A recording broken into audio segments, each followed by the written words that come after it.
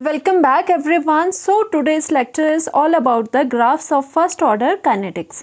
First order kinetics के बारे में अभी तक हम पढ़ चुके हैं, उसके हाफ लाइफ के बारे में भी हमने डिस्कस कर लिया है. Now comes to the graph of first order kinetics, जो कि फर्स्ट ऑर्डर का लास्ट टॉपिक है. ओके, जितने भी ग्राफ्स बन सकते हैं फर्स्ट ऑर्डर के, जो क्वेश्चंस में पूछे गए हैं या पूछे जा सकते हैं, और इनमें से कौन से इंपॉर्टेंट हो गए ग्राफ्स, वो भी मैं साथ के साथ बताती चलूँगी. ओके, तो फर्स्ट ग्राफ हम बनाते हैं rate of the reaction versus time graph. Okay, this is also important. Rate versus time graph आपको बताना है फॉर द किसके लिए, for the first order reaction. Okay, for the first order reaction. अब आपको क्या करना है, जब भी आपको कोई ग्राफ बनाना होता है, you should know the equation, some equation. ठीक है, कोई इक्वेशन होगी, उसके बेसिस पर ही आप ग्राफ बना पाओगे. ओके, तो आपको पता है रेट इज इक्वल टू क्या होता है. तो सबसे पहले यहाँ पर टाइम नहीं लेते हैं, पहले हम कॉन्सेंट्रेशन के साथ देख लेते हैं, क्योंकि वो ज़्यादा इजी होगा आपके लिए. ठीक है, तो हमने यहाँ पे कॉन्सेंट्रेशन वाला बना दिया, रेट वर्सेस कॉन्सेंट्रेशन का graph. So rate and concentration किस इक्वेशन में आता है, वो आता है रेट लॉ इक्वेशन में. सो हम राइट करेंगे rate law equation for the first order kinetics. वो क्या होती है, रेट इज इक्वल टू के, that is the rate constant. And अगर फॉर सपोज रिएक्शन किसके लिए है, रिएक्शन है 8 से आप B जा रहे हो, this is the reaction. Okay, तो इसमें क्या हो रहा है, रिएक्टेंट इज A, तो यहाँ पर A की कॉन्सेंट्रेशन लिख ली. नाउ हमने ये कंसीडर करा है कि ये जो A से B रिएक्शन है that is of the first order, क्योंकि फर्स्ट ऑर्डर के आपके पास ग्राफ बन रहे हैं. दैट मीन्स इसका जो रेस टू द पावर आएगा वो आएगा 1, क्योंकि तभी ओवरऑल जो ऑर्डर है वो कितना आया, वो फर्स्ट ऑर्डर आया. ठीक है, तो आप जब ग्राफ बनाने लगोगे, अगर हम ग्राफ बनाएंगे जो कौन सा है, रेट वर्सेस कॉन्सेंट्रेशन वाला ग्राफ है, तो हम y एक्सिस पर क्या रख रहे हैं, y axis is for the rate of the reaction. Okay, and the x axis is for the concentration. तो अब आपने ये दोनों बना दिए, रेट एंड कॉन्सेंट्रेशन. अब आप देखो यहाँ पर rate is directly proportional to the concentration of the reactant. ठीक है, तो इसका मतलब अगर आपकी कॉन्सेंट्रेशन 0 होगी तो आपका रेट भी 0 होगा. मतलब रिएक्शन एक तो जो आपकी लाइन है वो एक आपकी यहाँ से स्टार्ट होगी, ओरिजिन से स्टार्ट होगी. ठीक है, क्योंकि कॉन्सेंट्रेशन यहाँ पे 0 है तो रेट भी यहाँ पे 0 आ गया. कॉन्सेंट्रेशन की वैल्यू जैसे बढ़ेगी वैसे वैसे रेट भी बढ़ेगा, because rate here is directly proportional to the concentration of reactant.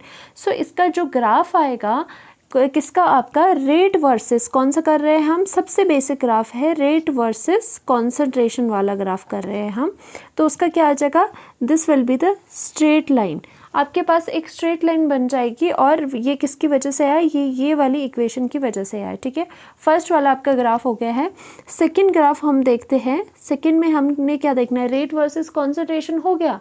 Now comes to the rate versus time. ठीक है, कौन सा है second is the rate versus time graph.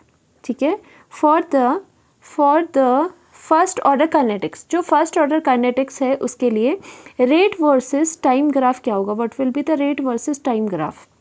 अब देखो, हमें इक्वेशन तो निकालनी है जिसमें आपके पास रेट भी होगा एंड टाइम भी होगा. तो हमने देखा, सबसे पहले हमें पता था कि रेट लॉ के according rate is equal to K A raise to the power 1 था for the first order reaction. ये तो पता है रेट लॉ इक्वेशन, आपको ये लगानी आती है ना, रेट लॉ इक्वेशन.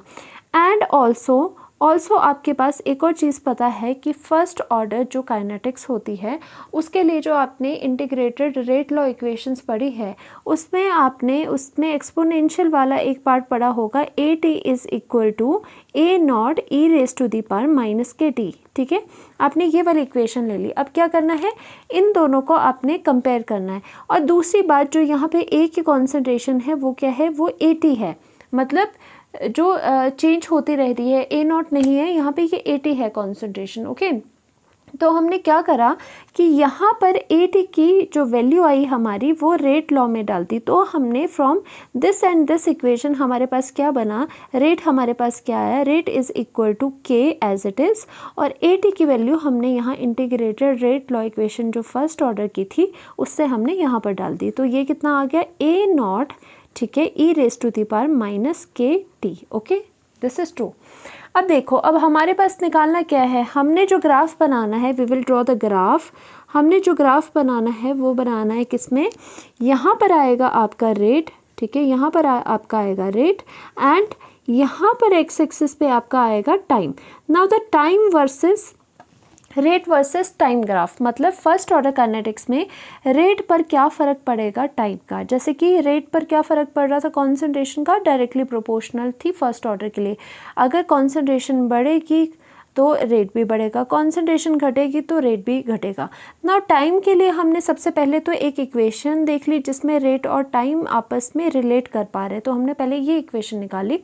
अब देखो अब ये क्या हो रहा है, यहाँ पर रेट और जो टी है वो कैसा है, देखो यहाँ पर ये ई रेस टू दी पावर जो आपका है e raise to the power वाला ग्राफ एक्सपोनेंशियल ग्राफ्स होते हैं। और वो एक्सपोनेंशियल ग्राफ्स कैसे आते हैं, जैसे यहाँ के ए नॉट है तो यहाँ से ये शुरू हो जाएगा और इस तरह से ये एक्सपोनेंशियल ग्राफ जाके यहाँ से थोड़े पैरेलल होने शुरू हो जाते हैं। This is the exponential graph. और जो यहाँ पे ये कट कर रहा है वो होगी ये के ए नॉट, ठीक है, के ए नॉट। ये उतना ज़्यादा इंपॉर्टेंट नहीं है बट समझ लो इतना सा, दिस इज़ इम्पॉर्टेंट। जो इम्पॉर्टेंट है वो मैं साथ के साथ करवाती चल रही हूँ, लिखती चल रही हूँ, ठीक है। ये उतना इंपॉर्टेंट ज़्यादा नहीं है बट आपको पता होना चाहिए। इसका मतलब टाइम के साथ साथ जैसे रिएक्शन, कौन सी फर्स्ट ऑर्डर रिएक्शन आपने ली, सपोज ए टू बी ली फर्स्ट ऑर्डर रिएक्शन, टाइम जैसे जैसे रिएक्शन को हो रहा है उसके साथ साथ रेट क्या कर रहा है, इसका मतलब स्पीड उसके साथ टाइम के साथ साथ कम हो रही है। किसके लिए, for the first order kinetics. इसीलिए आपको थ्योरेटिकल भी आ सकता है, ठीक है, थ्योरेटिकल भी क्वेश्चन इस तरह से आ सकते हैं आपको, या फिर ग्राफ बनाने को भी डायरेक्टली आपको पूछ सकते हैं। Now comes to the third graph which is very very important. अब ये क्या होगा, ये है लॉग ए, ठीक है, लॉग ए वर्सेस किसका ग्राफ, टाइम का ग्राफ, ठीक है, log A versus time graph. This is log A versus time graph. अब देखो मैक्सिमम केस में क्या होता है, जो कॉन्सेंट्रेशन गिवन होती है ना, कॉन्सेंट्रेशन की बात होती है तो वो कॉन्सेंट्रेशन कौन सी होती है, वो होती है 80 वाली मैक्सिमम टाइम। सिर्फ जो हाफ लाइफ के ग्राफ हो गए उसमें आप ए नॉट के साथ ग्राफ बनाते हो, बाकी हर जगह जो ए आपको लिखा गया है कहीं कॉन्सेंट्रेशन है तो उसका मतलब 80 रिमेनिंग कॉन्सेंट्रेशन की बात हुई हुई है। Okay, this is very important, again this is very important. NCERT में भी ये गिवन है, एनसीईआरटी में यही वाला एक ऐसा ग्राफ है जो आपका गिवन है, इसलिए इम्पॉर्टेंट हो जाता है ये बहुत ज़्यादा। और ये पहले भी आपको प्रीवियस लेक्चर में भी डिटेल में करवाया है। ओके, फिर से अगर नहीं पता चल रहा फिर से मैं बता देती हूँ। यहाँ पर log A versus time graph आपको चाहिए, इसीलिए यू नीड एन इक्वेशन जिसमें कि आपका लॉग ए टी और जो टाइम है उसका आपस में क्या हो, उसका आपस में कोई रिलेशन हो। समटाइम्स क्या हो सकता है, यहाँ लॉग ए टी नहीं गिवन होके लॉग ऑफ कॉन्सेंट्रेशन भी हो सकता है, मतलब यहाँ पर क्या हो सकता है, और लॉग कॉन्सेंट्रेशन, ठीक है, कॉन्सेंट्रेशन ऑफ ए इस तरह से भी हो सकता है वर्सेस टाइम, ठीक है, वर्सेस टाइम इस तरह का भी हो सकता है। तो अंडरस्टूड होना चाहिए कि आपको कि जो ए है वो कौन सा लेंगे, हम वो 80 ही लेंगे। तो now according to integrated rate equation, integrated आपको पता है इंटीग्रेटेड रेट इक्वेशन आपने 4 कर रखी है, लर्न कर रखी है। इक्वेशन फॉर किसके लिए, फर्स्ट ऑर्डर, जो आपका फर्स्ट ऑर्डर है उसके लिए इंटीग्रेटेड रेट इक्वेशन क्या होगी। अब देखो लॉग वाली याद करने की कोशिश करो, इंटीग्रेटेड रेट इक्वेशन हमने लर्न करी थी और वो क्या थी, लॉग ए टी, ठीक है, लॉग ए टी, बिल्कुल इसको डायरेक्टली लर्न कर लो, प्रीवियस लेक्चर में सारा बताया गया है। Log A T log A not minus of के टी, ठीक है, माइनस ऑफ के टी। सिंस यहाँ पे लॉग है और बेस यहाँ पे 10 है, ठीक है, अगर लॉग सिर्फ लॉग ही लिखा होता है तो उसका मतलब होता है बेस 10 है, अगर नहीं दिया है। अगर लॉग के साथ ई लिखा है तो दैट मीन्स वो कुछ अलग है, वो है नेचुरल लॉग। तो के टी और क्या होता है, जब यहाँ पे लॉग है और बेस 10 है यहाँ पे या फिर कुछ नहीं लिखा है तो दैट मीन्स कौन सा है, ये वाली इक्वेशन है 2.303 इसमें डिवाइड हो जाता है, ठीक है। ये आपको करवाई है और डायरेक्टली आपको इसको लर्न करनी है। अब देखो अब क्या है, आपको कंपेयर करना है y = mx + c जो कि एक स्ट्रेट लाइन का ग्राफ होता है। तो आपको यहाँ से क्या चीज़ें पता चल गई, सबसे पहले तो यहाँ पर पहले ग्राफ बना लो। यहाँ पर क्या हो जाएगा, जो ये x एक्सिस है वो वहाँ पर आएगा टाइम आपका, and for the y axis, on the y axis there will be log 80, ठीक है, log 80 जो कॉन्सेंट्रेशन है। अब खाली कॉन्सेंट्रेशन देखो, जब जीरो ऑर्डर का ग्राफ बनाते थे हम, तो हम कॉन्सेंट्रेशन वर्सेस टाइम का बनाते थे, बट यहाँ पे अभी क्या कर रहे हैं, हम लॉग ले रहे हैं, लॉग ऑफ द कॉन्सेंट्रेशन लगा रहे हैं, फिर उसके साथ टाइम का ग्राफ बना रहे हैं, क्योंकि ये बहुत ज़्यादा इंपॉर्टेंट होता है, क्योंकि एक स्ट्रेट लाइन आती है, इसीलिए हम इसको पढ़ते हैं। Very very important, and NCERT में भी आपको गिवन है, very very important. Okay, now हमें इस डाटा से क्या पता चला, इन दोनों को अगर हमने कंपेयर किया, वी गेट कि जो y है आपके पास log 80, ओके, एंड जो आपके पास x है, x क्या है, x को कंपेयर करो, x है आपके पास t, ओके, वैसे भी यहाँ से पता चल रहा है x अगर t है तो m जो स्लोप है आपके पास, जो ये स्लोप है, स्लोप क्या है, माइनस इंक्लूड करके ये वाली टर्म, ठीक है, तो that means slope is -k/2.303, वैसे प्रीवियस लेक्चर में भी आपको ये बताया गया है। And the intercept c, intercept जो है c is log of k, log of a0, okay, this is the intercept. तो आपके पास ये चीज़ें आ गई है, तो इजीली आप यहाँ पे ये ग्राफ प्लॉट कर सकते हो। यहाँ पर आया है आपके पास एक स्ट्रेट लाइन है जिसका इंटरसेप्ट log a0 है, तो इंटरसेप्ट कहीं यहाँ होगा y एक्सिस पे, और ये नेगेटिव स्लोप है, तो नेगेटिव स्लोप का कैसे जाती है, जो आपकी लाइन होती है वो इस तरह से जाती है इसका, और यहाँ पे ये थीटा सम एंगल बनाएगी। तो आपने यहाँ पे देखा हमारे पास log concentration versus time for the first order reaction ये आई। Now for this slope will be, now for this slope कितना होगा, स्लोप इज इक्वल टू, देखो स्लोप है -k/2.303, और इसकी वैल्यू, स्लोप क्या होता है, स्लोप और उसकी वैल्यू tan थीटा भी होती है।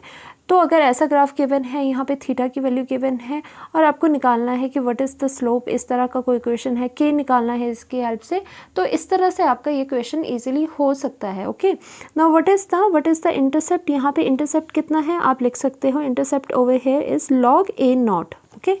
तो ये वाली आपकी होती है जब आप log बेस 10 वाला कॉन्सेंट्रेशन के साथ ग्राफ बनाते हो टाइम का, ठीक है। This is very very very important graph.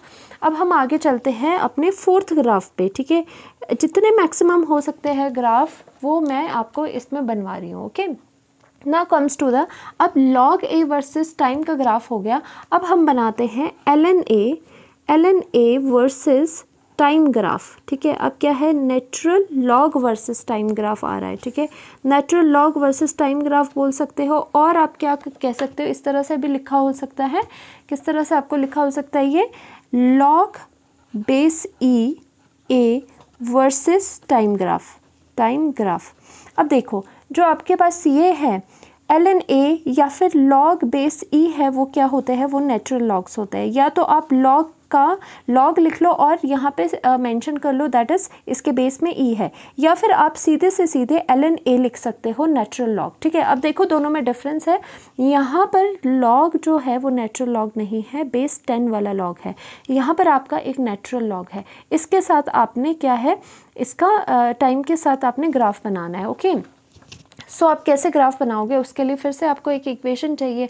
अब आपने इक्वेशन, जो 4 इक्वेशन इंटीग्रेटेड रेट लॉ की याद करी थी, उसमें से एक था जो ये वाली है, ये तो लॉग वाली है। अगर इसको नेचुरल लॉग में वैसे भी बनाना है, अगर याद भी नहीं है आपको, तो कैसे बना सकते हो कि पूरी इक्वेशन को 2.303 से मल्टीप्लाई करोगे, क्योंकि एक चीज़ तो ये पक्की है कि 2.303 अगर लॉग ए हो आपके पास और बेस 10, तो इसका मतलब ये पूरी चीज़ मल्टीप्लाई करने के बाद क्या बन जाती है, वो बन जाती है ln, मतलब नेचुरल लॉग ऑफ a, ठीक है। इसका मतलब ये पूरी चीज़ इस तरह से आपके पास बन जाएगी।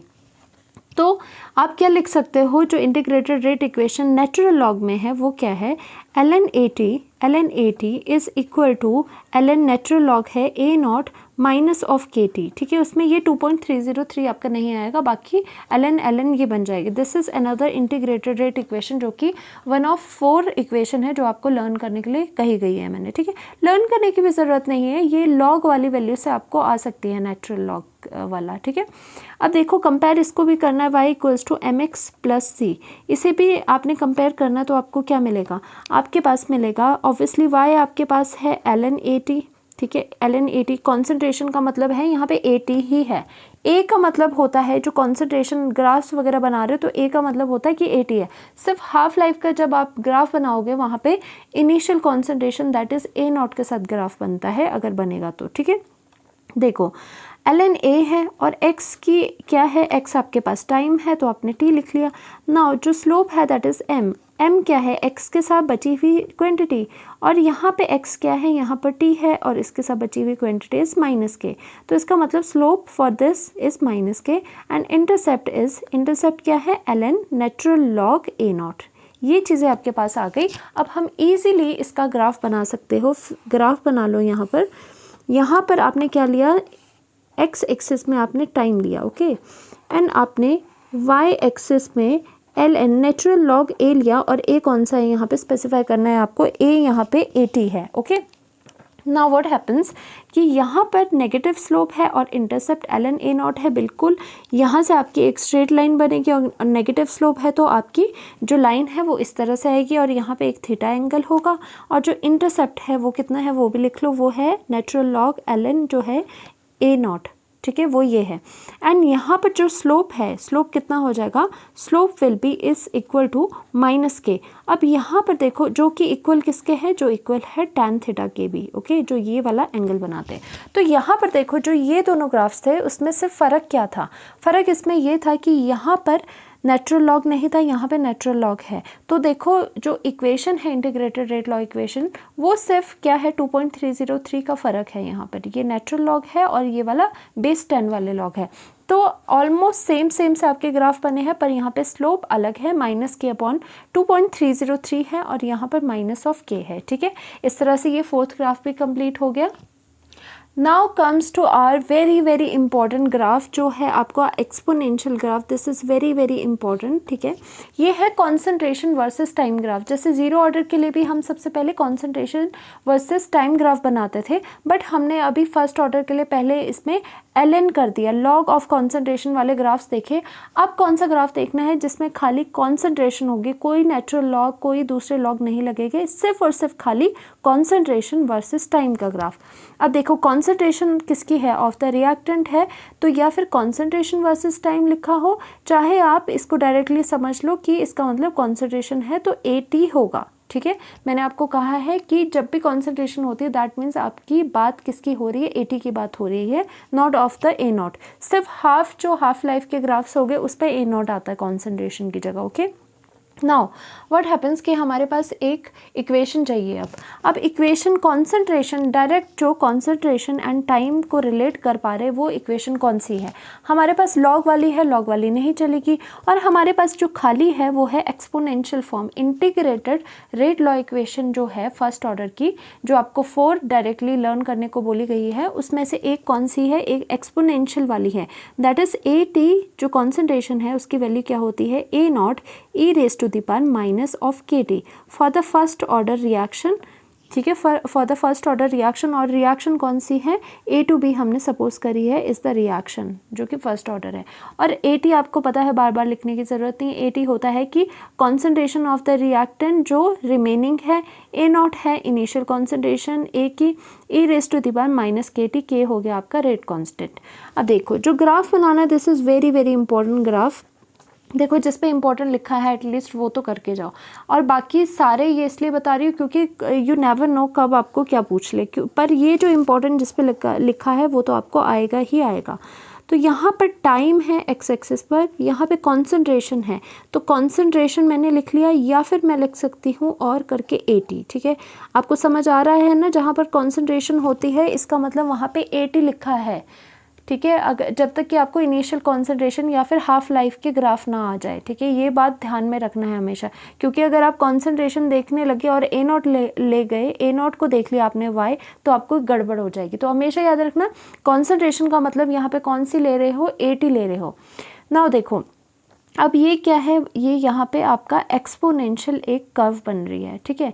E है तो एक्सपोनेंशियल किस तरह से कर्व बनेगी, जिस तरह से हमने पहले करी थी कि यहाँ से स्टार्ट होगी, और ये क्या है कांस्टेंट A0 है, तो आपका A0 यहाँ पर आ जाएगा, और इस तरह से ये कम होके एक बिल्कुल पैरेलल बन जाएगी। This is the exponential graph, this is very very important. Concentration versus time graph जो होता है आ सकता है ज़ीरो ऑर्डर में, जो कॉन्सेंट्रेशन वर्सेस टाइम ग्राफ था वो क्या था, अब वो तो स्ट्रेट लाइन होता था। अब यहाँ पर जो कॉन्सेंट्रेशन वर्सेस टाइम ग्राफ है, not natural log, not any other log, just only concentration वाला ग्राफ। कॉन्सेंट्रेशन वर्सेस टाइम वाला जो ग्राफ होगा वो कैसा होगा, वो आपका इस तरह से एक्सपोनेंशियल ग्राफ मिल गया आपको, ठीक है। बस आपको इतना सा करना है, अकॉर्डिंग टू, और साथ में लिखोगे according to the integrated rate equation as follow, क्योंकि ए टी के साथ आप टी का देख रहे हो तो ऑब्वियसली सही बात है।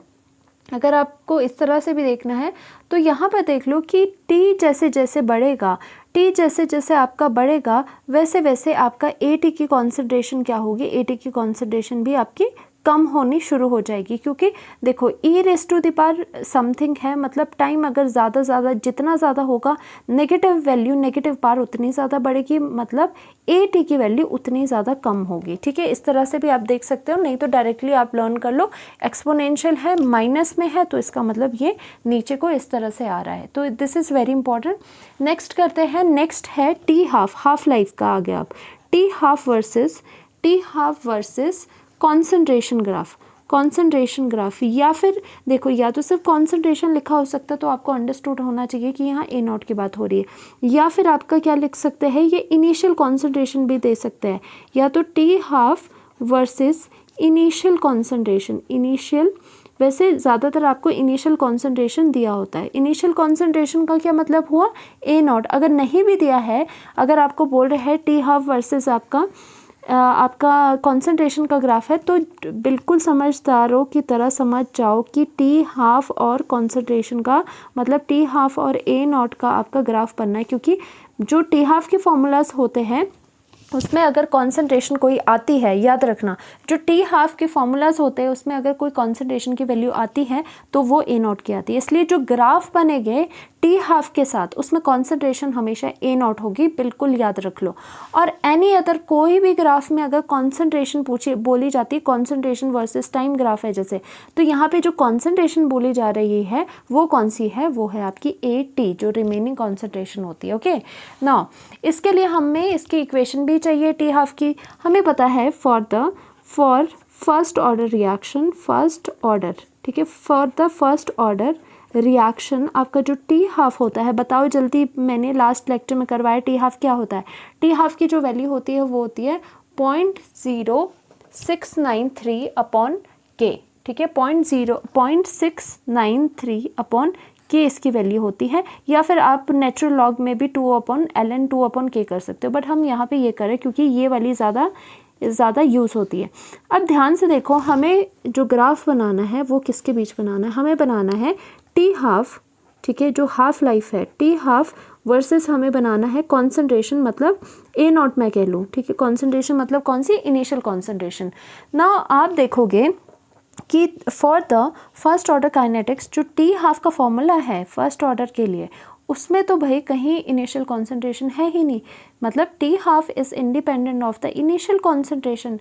तो इसका मतलब है टी हाफ अगर इंडिपेंडेंट है ए नॉट से, तो इंडिपेंडेंट के ग्राफ कैसे बनते हैं, इंडिपेंडेंट के ग्राफ बनते हैं बिल्कुल पैरेलल लाइन, ठीक है, बिल्कुल पैरेलल लाइन। इसका क्या मतलब है, ए नॉट की चाहे कौन से, इसका देखो वैसे ग्राफ को समझना सीखो।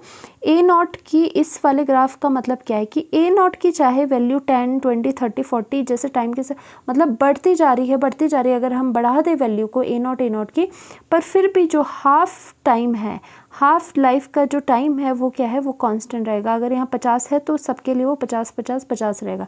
ऐसा क्यों हो रहा है, क्योंकि इसके फॉर्मूला में जो टी हाफ है, टी हाफ का जो फॉर्मूला है उसमें ए नॉट की आपकी वैल्यू नहीं है, ए नॉट उसमें आता ही नहीं है। इसका बोलने का मतलब क्या है, और यहाँ से एक कंक्लूजन भी निकलता है कि for the first order reaction जो आपका टी हाफ है वो independent of the initial concentration of the reactant होता है, और जो आपका ज़ीरो ऑर्डर में होता है वो T half directly proportional to the concentration of A not होता है, किसके लिए, ज़ीरो ऑर्डर रिएक्शन के लिए। तो यहाँ से भी एक क्वेश्चन बन जाता है, and this is again very important. जिसमें इंपॉर्टेंट लिखा है प्लीज़ वो तो करके चले जाना, मत छोड़ना इन्हें, ठीक है। लास्ट में आपको करवाया जा रहा है, 7th है जो लास्ट आपका, वो है concentration of product versus time, ठीक है।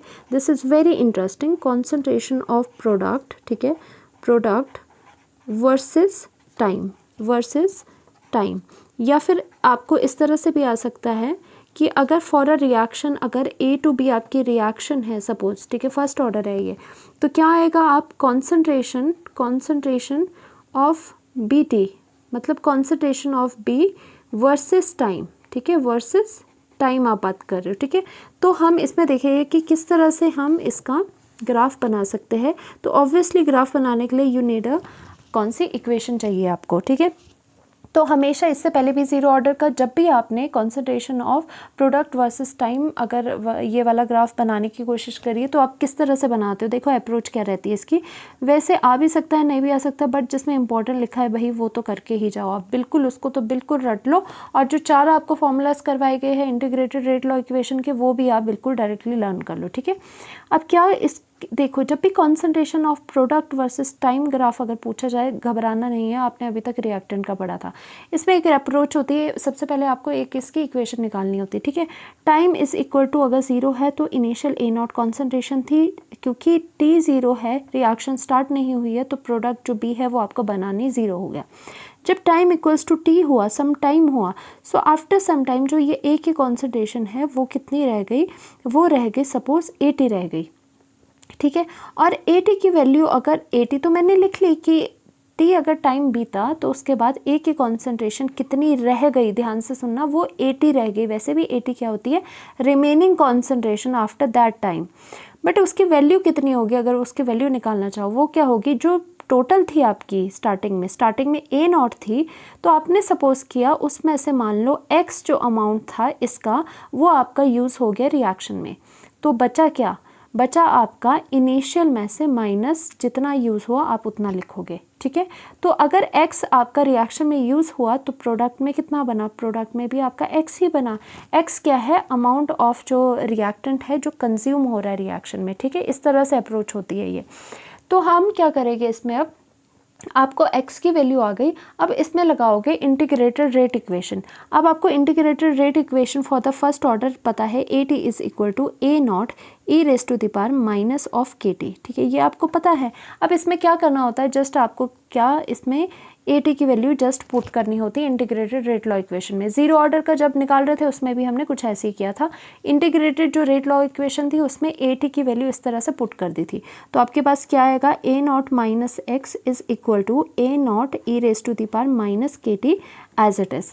अब क्या करोगे, यहाँ से इधर उधर इसको ले जाओगे तो A0 माइनस कितना आया, A0 e raise to the power minus KT is equal to x, उधर को लेके, और ये आपके पास x आ गया। तो आपने A0 कॉमन निकाला, A0 1 minus e raise to the power minus of KT आ गया आपके पास, इज इक्वल टू x। आपके पास x की देखा जाए तो आपके पास x की वैल्यू आई। और अगर ध्यान से देखो तो आपके पास जो ये x की वैल्यू है ये है क्या एक्चुअल में, x की वैल्यू है B की कॉन्सेंट्रेशन, ध्यान से देखना, B की कॉन्सेंट्रेशन एट टाइम t। इसका मतलब ये तो BT है जो हमें चाहिए, जिसका ग्राफ हमें चाहिए। तो हम लिख सकते हैं इसको कि इसके जगह हम यहाँ पे क्या लिख सकते हैं, BT की कॉन्सेंट्रेशन। तो हमने क्या लिखा, हमें पता चल गया कि BT की concentration at time t, B की कॉन्सेंट्रेशन देखा जाए वो कितनी है, A0 initial concentration and 1 minus e raise to the power minus KT। Now हमारे पास इक्वेशन तैयार है। अब हमारे पास अब क्या है, अब हमारा जो ग्राफ है वो इजीली बन सकता है। Now coming to the graph, x and y axis हमने लिख ली। यहाँ पर क्या होगा, यहाँ पर होगा कॉन्सेंट्रेशन ऑफ प्रोडक्ट, यहाँ पर लिखो कॉन्सेंट्रेशन ऑफ प्रोडक्ट, ठीक है, कॉन्सेंट्रेशन ऑफ प्रोडक्ट, या फिर आप क्या लिख सकते हो, यहाँ पे BT की कॉन्सेंट्रेशन भी लिख सकते हो, ठीक है। और दूसरी तरफ यहाँ पर क्या हो रहा है, टाइम के साथ हमने ये ग्राफ बनाना है। और हमने क्या कर दिया है, इसकी इक्वेशन भी हमें आ गई है, ठीक है, इक्वेशन भी हमने निकाल दी है।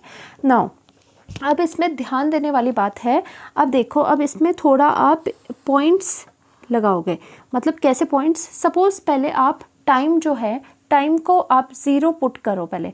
जैसे टाइम ये है, यहाँ पे टाइम है 0, तो अगर टाइम आपने इफ़ हम लिखते हैं if time is equal to 0 हुआ अगर टाइम सपोज, तो अब BT और टाइम के बीच में रिलेशन है, टाइम अगर 0 कर दिया तो BT क्या होगा, देखो टाइम अगर 0 करा तो आपकी BT की जो वैल्यू है वो कितनी आएगी, 0 कर दिया यहाँ पे e raise to the power 0 कितना होता है, अब यहाँ पर देखो A0 1 minus e raise to the power t 0 है तो e raise to the power 0, something raise to the power 0 क्या हुआ 1।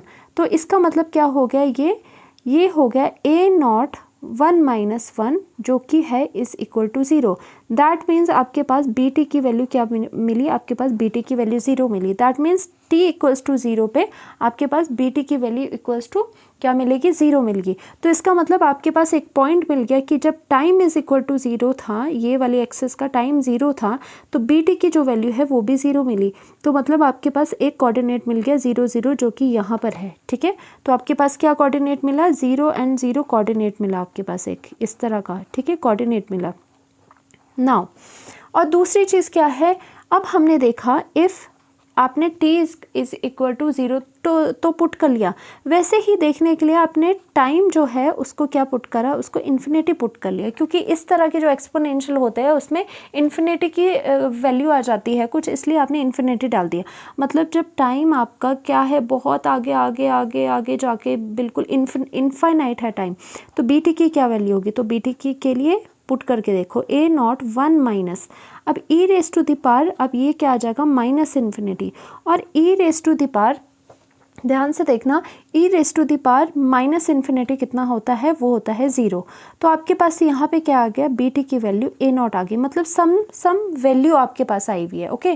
तो आपने क्या करा, इस तरह से करो कि यहाँ से पहले अब क्या होगा, यहाँ से पहले ये इंक्रीज़ करेगा, उसके बाद क्या हुआ, उसके बाद चाहे इन्फाइनाइट टाइम ले जाओ एक वैल्यू आ गई, मतलब सैचुरेशन आएगा। तो इसका मतलब इस तरह से आया और इस तरह से सैचुरेशन आ गया।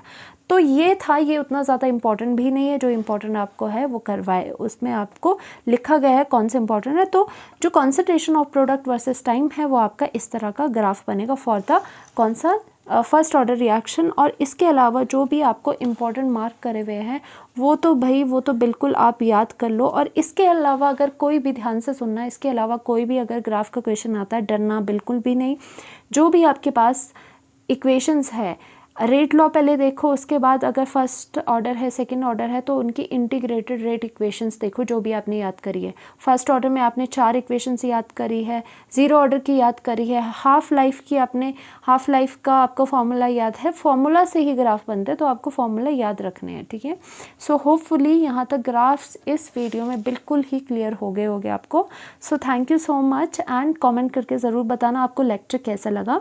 Thank you so much and do like and subscribe to my channel.